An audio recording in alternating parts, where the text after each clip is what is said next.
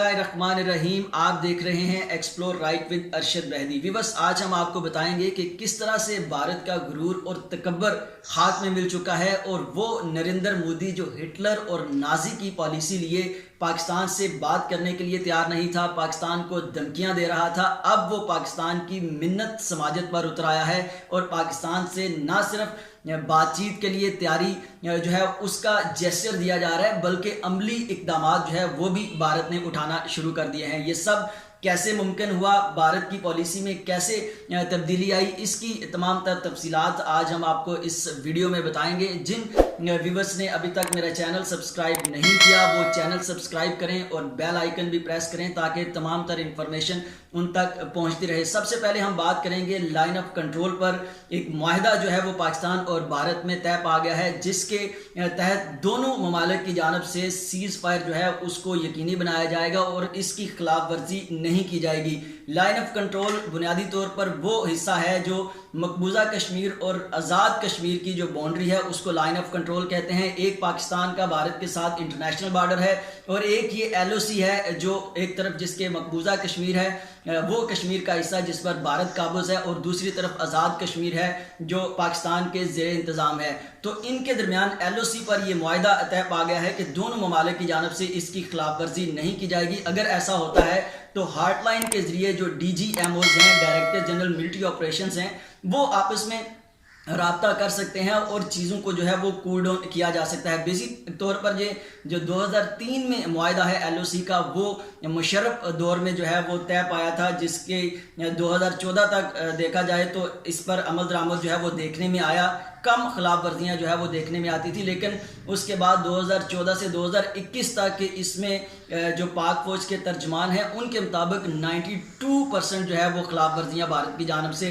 देखने में आई। और ये LOC एक ऐसी जगह है जहाँ पे भारत तो खुलेआम इसकी खिलाफ वर्जी कर सकता है, वो चाहे वो अंधाधुंध फायरिंग करे, गोले बरसाए, उसमें शहरी शहीद हों या पाक फौज निशाना बने, उससे उसे कोई फ़र्क नहीं पड़ता। लेकिन जब पाकिस्तान उस पर जवाबी कार्रवाई करता है तो दूसरी तरफ पाकिस्तान को ख्याल रखना पड़ता है कि मकबूजा कश्मीर के जो शहरी हैं वो भी पाकिस्तान के शहरी हैं, वो पाकिस्तान के साथ मिलना चाहते हैं, वो हमारे शहरी हैं, वो ये नारा लगाते हैं कि ला इलाहा इल्लल्लाह, पाकिस्तान से रिश्ता क्या। तो इसलिए पाकिस्तान को जो जवाबी कार्रवाई करते हुए इन चीज़ों का ख्याल करना पड़ता है। तो ये मुआहदा जो है वो पाकिस्तान के लिए इसलिए सूदमंद है कि ये जो सीज़ फायर की अगर खिलाफ वर्जी नहीं होगी तो दोनों तरफ जो है वो अमन कायम होगा और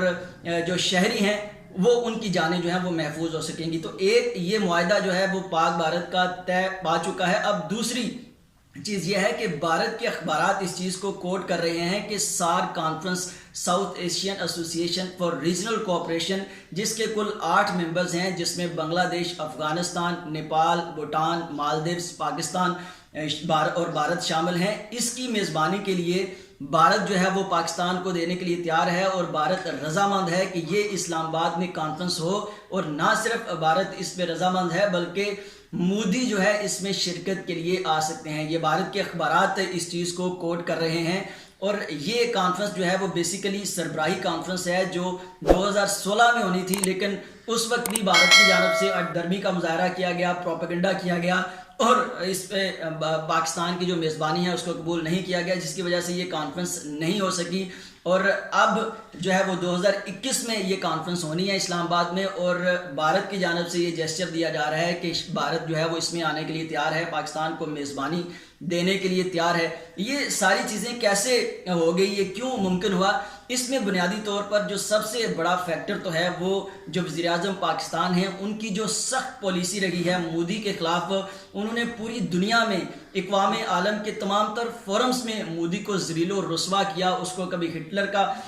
खिताब दिया, कभी नाजी, कभी हिंदुत्वा की जो उसकी सोच है उसको पूरी दुनिया के सामने रखा, जिसकी वजह से जो मोदी है ना सिर्फ बैनुल-अक़वामी सतह पर ज़लील और रुस्वा हो रहा है बल्कि भारत के अंदर जो उसके अपने अदाकार हैं, जो तज्ज़ियाकार हैं, उन्होंने भी मोदी की जो पॉलिसीज़ हैं उनको क्रिटिसाइज़ करना शुरू कर दिया। और मोदी को ये रियलाइज़ हुआ है कि उसकी जो शख्सियत है, उसको जो इमेज है वो पूरी दुनिया में जो इमरान खान है उसने उसका बेड़ा गर्क कर दिया है, इसलिए वो जो है वो अब थोड़ा सा सॉफ्ट कॉर्नर दिखाता हुआ नजर आ रहा है। और दूसरी जो सबसे अहम वजह है सार्क कॉन्फ्रेंस जिसकी हमने बात की, सार्क कॉन्फ्रेंस में अब मोदी को और भारत को ये खतरा है कि पाकिस्तान जो है वो दीगर ममालिक के साथ जो है वो अपने ताल्लुकात बढ़ाता जा रहा है और कहीं ऐसा ना हो कि भारत को माइनस करके एक अलग से जो है वो सार्क जो है वो एसोसिएशन बना ली जाए और भारत को उसमें से माइनस ही कर दिया जाए। क्योंकि हमने देखा पिछले दिनों जब वज़ीर-ए-आज़म श्रीलंका गए तो भारत की जानब से वज़ीर-ए-आज़म को ये ऑफ़र की गई कि वो उसकी फ़ज़ाई हदूद जो है वो इस्तेमाल कर सकते हैं, लेकिन वज़ीर-ए-आज़म इमरान खान ने उस शॉर्ट रूट को मुंतखब नहीं किया, भारत की जो फ़ज़ाई हदूद है उसको इस्तेमाल नहीं किया, बल्कि लॉन्ग रूट लेके वो श्रीलंका गए और वहाँ पे जाके उन्होंने श्रीलंका के साथ मुआहदे किए, उनके साथ जो है वो बातचीत की, मुलाकातें हुई। तो यूँ भारत को जो है वो बड़ा सख्त जो है पैगाम दिया गया वज़ीर-ए-आज़म की जानिब से कि अब हमें, अगर भारत पाकिस्तान से बात नहीं करना चाहता तो हमें भी भारत के साथ जो है वो पिंगे बढ़ाने की, बातचीत करने की कोई ज़रूरत नहीं है। हम भी इतना ही सख्त गिर जो मौक़िफ़ जो है वो भारत के ख़िलाफ़ रखते हैं। ये तमाम तर जो चीज़ें हैं इसका इफेक्ट जो है वो भारत पे हुआ है और भारत की जो पॉलिसी है वो अब तब्दील होती हुई नज़र आ रही है और भारत की जानब से पाकिस्तान को सॉफ्ट कॉर्नर जो है वो पेश किया जा रहा है। ये पाकिस्तान की खारजा पॉलिसी की कामयाबी है और इससे ये फ़ायदा होगा कम से कम कि जब डायलॉग पे बैठेंगे, जब बातचीत होगी तो तमाम तर जो कोर इश्यूज़ हैं उनके हल का मौका जो है वो दोनों ममालिक को मिल सकेगा। चूँकि जब भारत की जानब से आर्टिकल 370 और 35A का खात्मा किया गया था तो उस वक्त से भारत के साथ पाकिस्तान के कोई सफारती ताल्लुकात नहीं हैं। पाकिस्तान ने अपना हाई कमीशन वहाँ पे तैनात नहीं किया, इधर से भी भारत के हाई कमीशन को कहा गया कि वो चला जाए, तो यूँ सफारती ताल्लुकात जो हैं वो दोनों जानब से मुनक़ता किए गए। अब जो भारत की जानब से सॉफ्ट कॉर्नर नज़र आ रहा है उसकी बुनियादी वजह वही है कि पाकिस्तान ने एक प्रेशर बिल्टअप किया है इंटरनेशनल सतह पे और दूसरा मोदी को ये शो किया है कि अगर मोदी अपनी इसी पॉलिसी पर कायम रहा तो वो पूरी दुनिया में ना सिर्फ तनहा हो जाएगा बल्कि ये जो